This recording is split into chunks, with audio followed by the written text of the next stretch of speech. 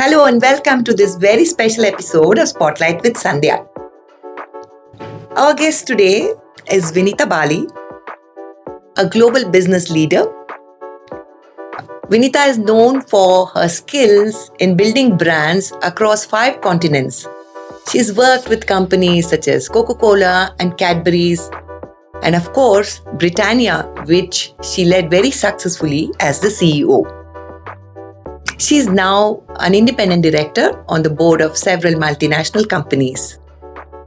Welcome to the show, Vinita. Thank you, Sandhya, and great to be here. Finally. Finally. I've always wondered what makes Vinita Bali tick. When you returned to India after 16 years, there was so many companies that were rolling out the red carpet for you, and yet you chose to accept the offer from a company that was going to very troubled times. Britannia. Why did you do that? I guess, Sandhya, I opt for, not the tried and tested, but where there is a possibility to actually do something different. And, it wasn't just Britannia. Before that, I chose to go and work in Nigeria. I was offered, I could have said yes or no.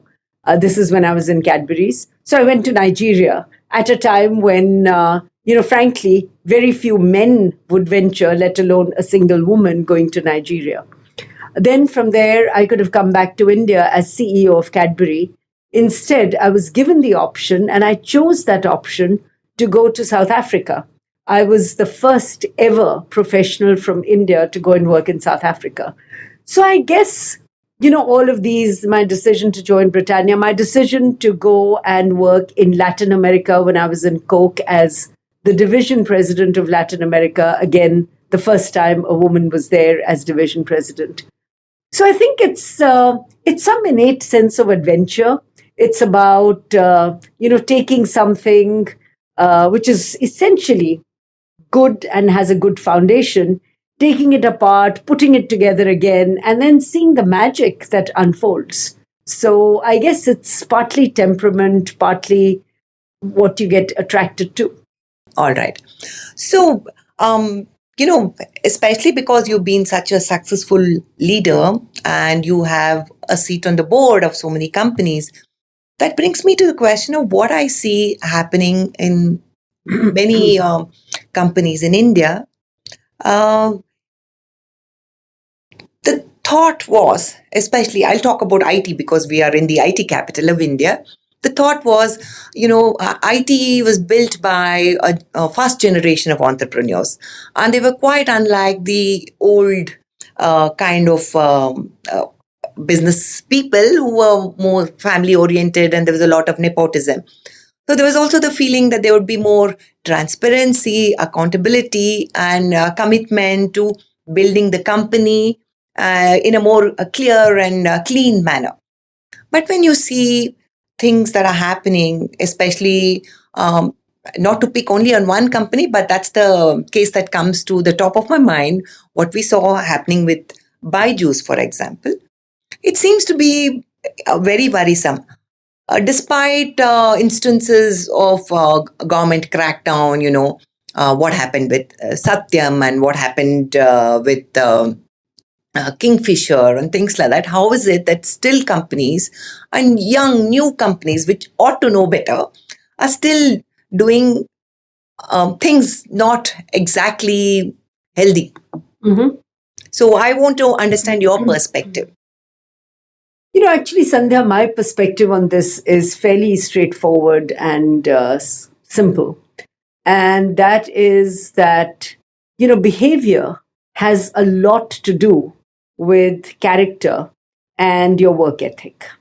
And it doesn't matter whether you are a new age company or, traditional companies. There are good examples of great governance in both. And there are examples of poor governance in both. So I think at the end of the day, it is about the quality of leader you have. It is about, frankly, the quality of the board. Boards are there precisely to govern.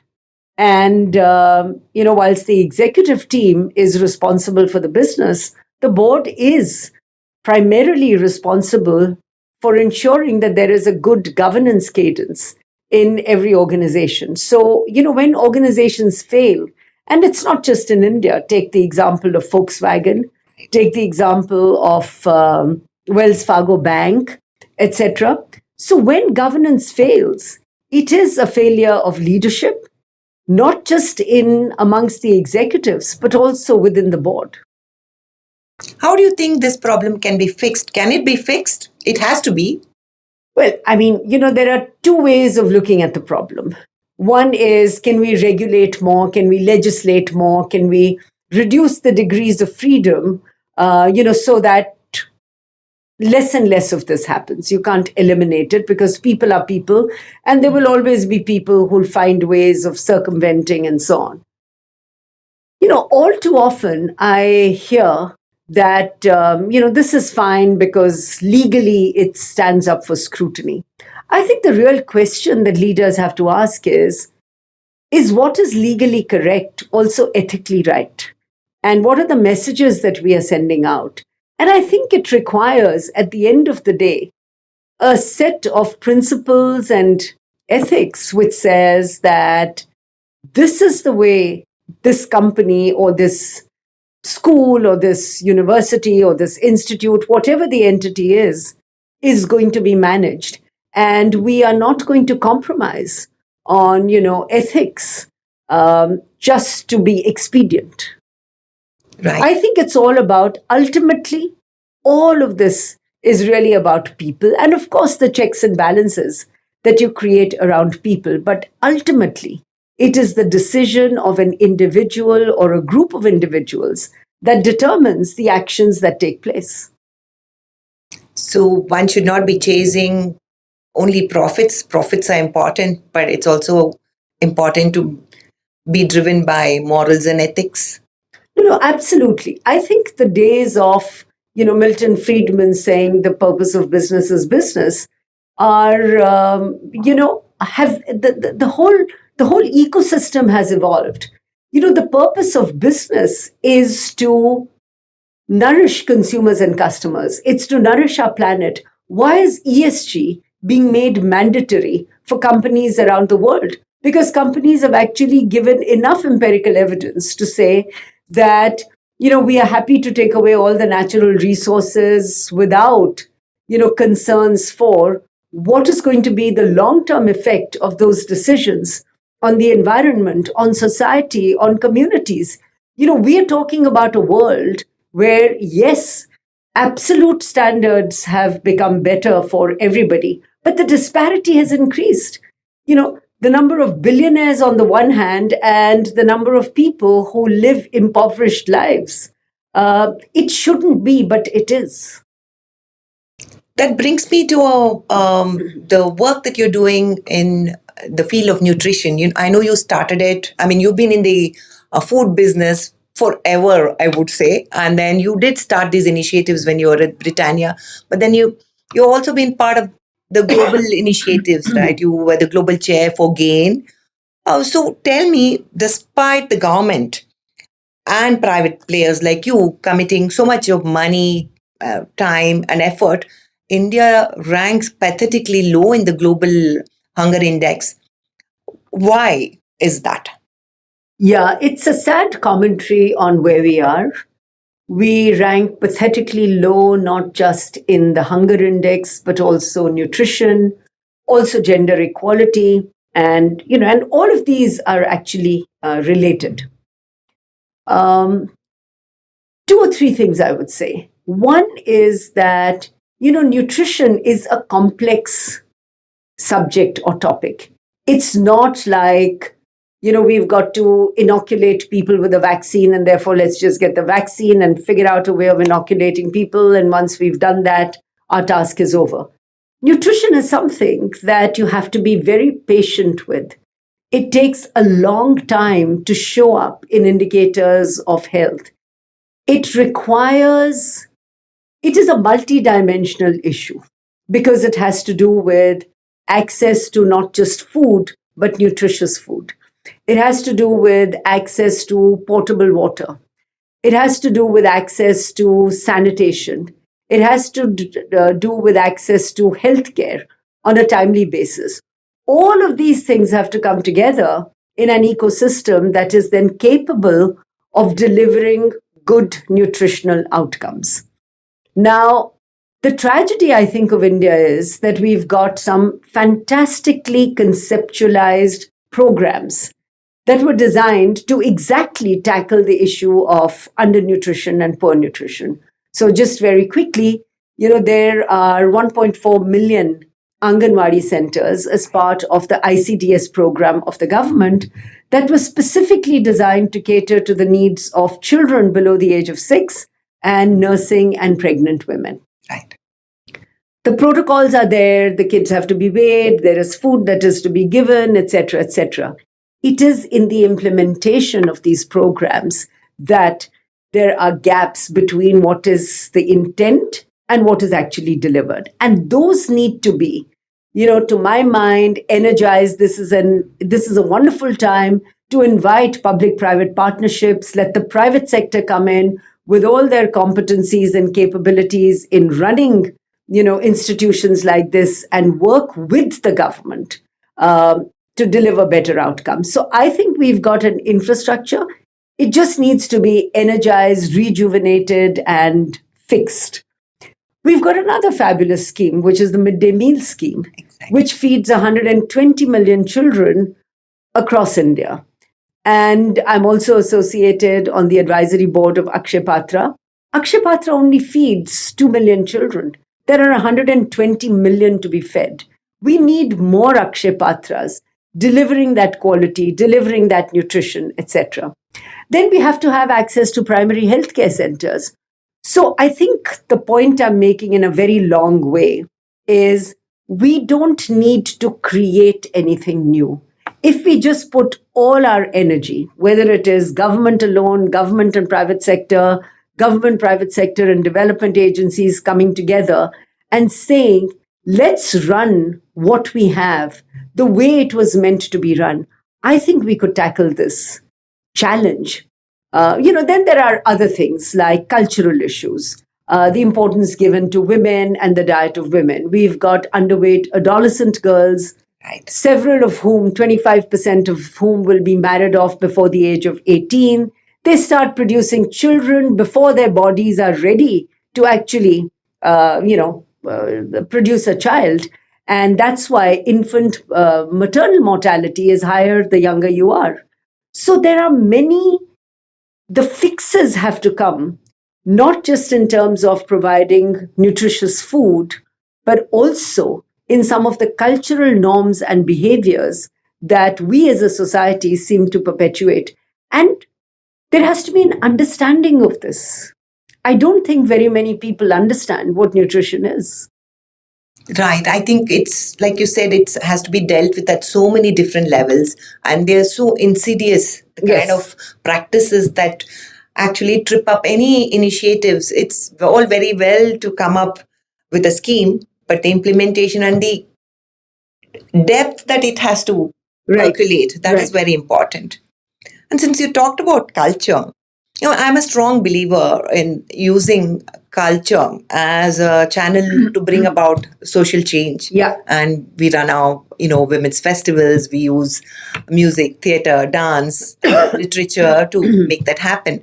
And I know that you are a very fervent and ardent supporter of the arts too.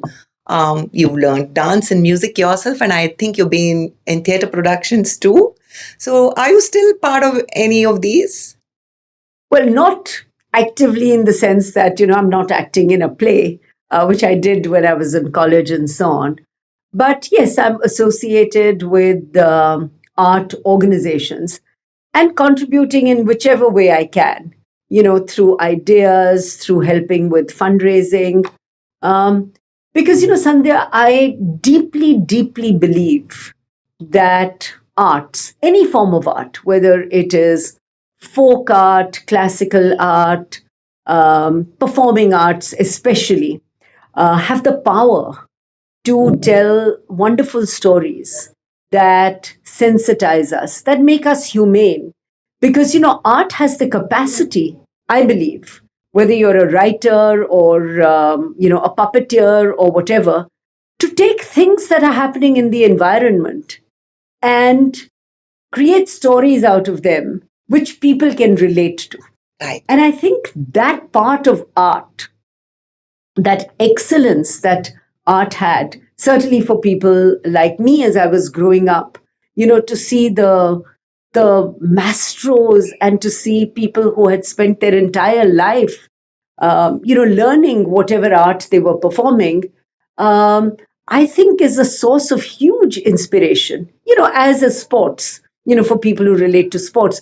But I think as human beings, it's important to relate to, sports, to relate to arts, to, to be, enchanted by the environment, a beautiful flower, an animal, a sunrise, a sunset. I think all of these, an appreciation of all of these, which art enables us to do. You read the poetry of Wordsworth or Tagore or Eliot or whatever, you can't not be moved by it. Absolutely. And I think it makes life worth living. When you spend your whole day trying to make money or meet targets or please a whole lot of stakeholders, this is something that is going to make you mellow and human and actually connect with the people whom you're supposed to connect with. It actually helps you, first of all, connect with yourself. And when you connect better with yourself, I think you connect better with people as well. Absolutely. I couldn't agree more. And now, much as I wish that I didn't have to ask this question, tell me how much women have made progress in breaking the glass ceiling in corporate world, or is it still very much there?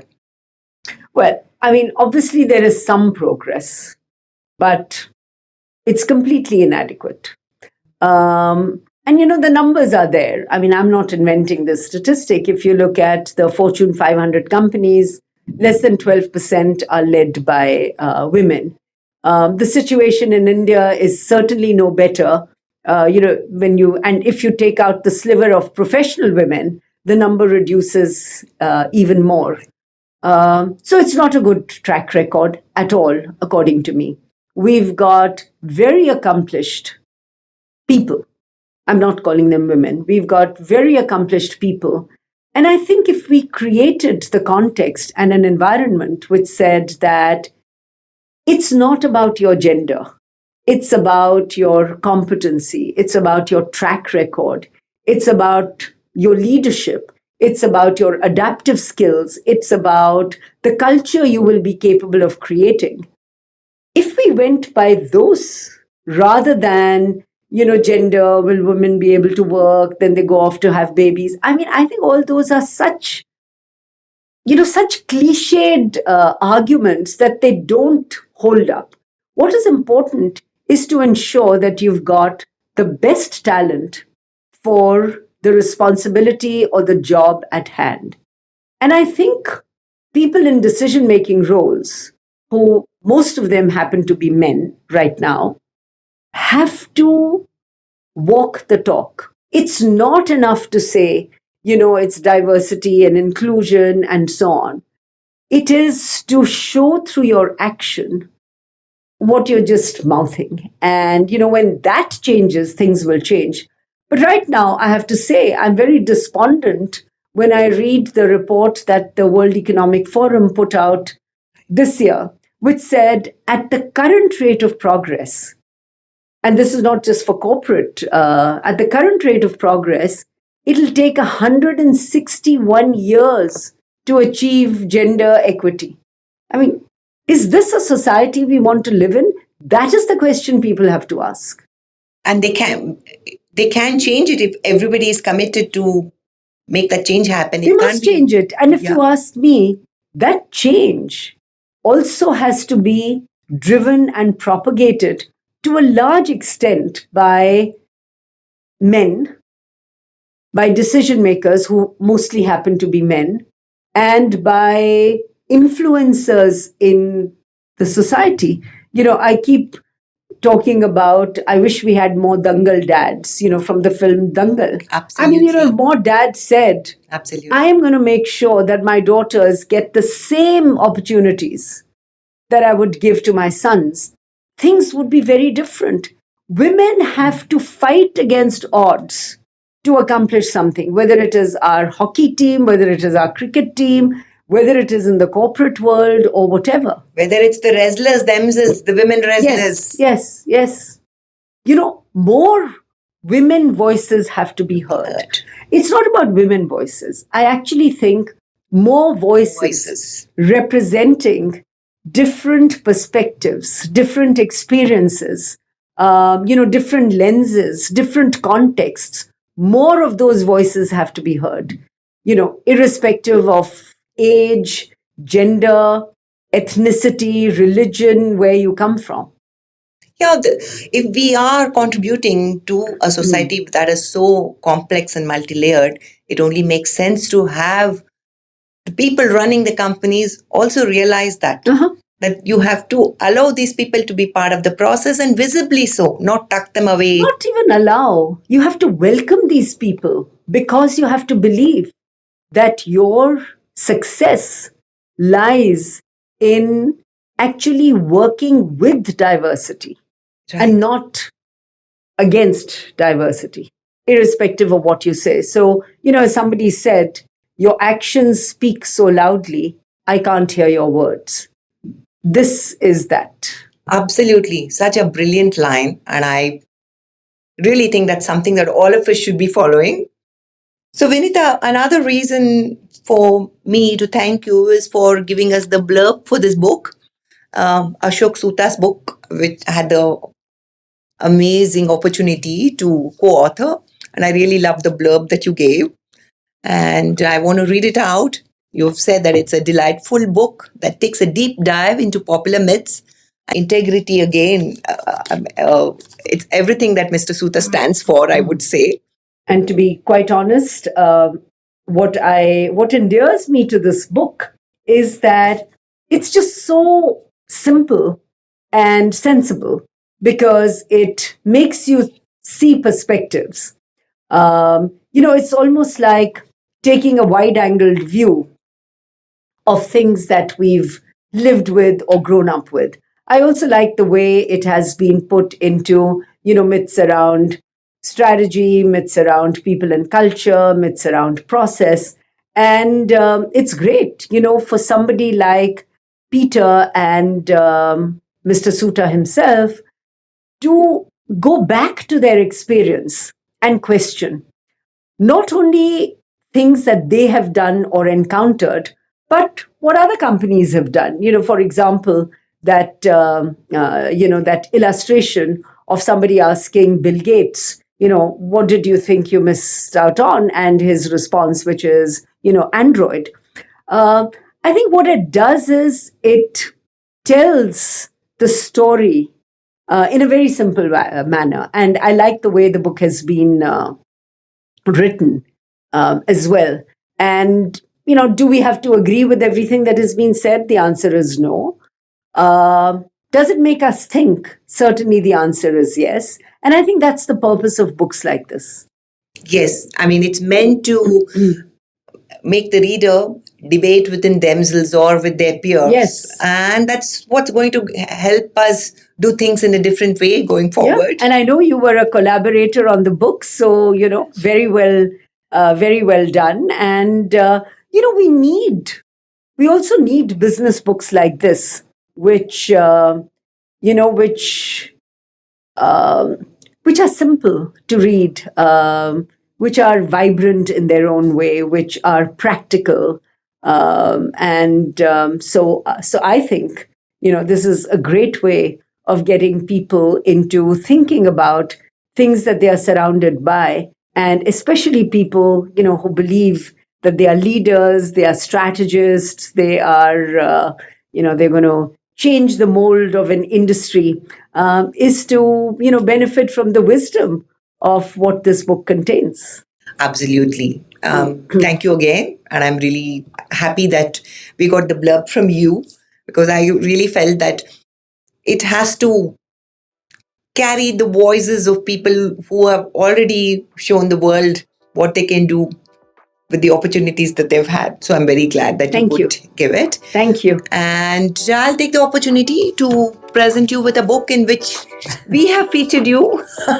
There's a book that we did for the CII on bold and brilliant women in Karnataka.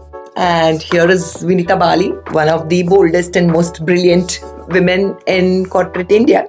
Thank you. Thanks to this, I discovered this book. I had no idea that a book such as this had been done. So I appreciate it. Thank you very much. Thank you, Vinita. Thank you so much.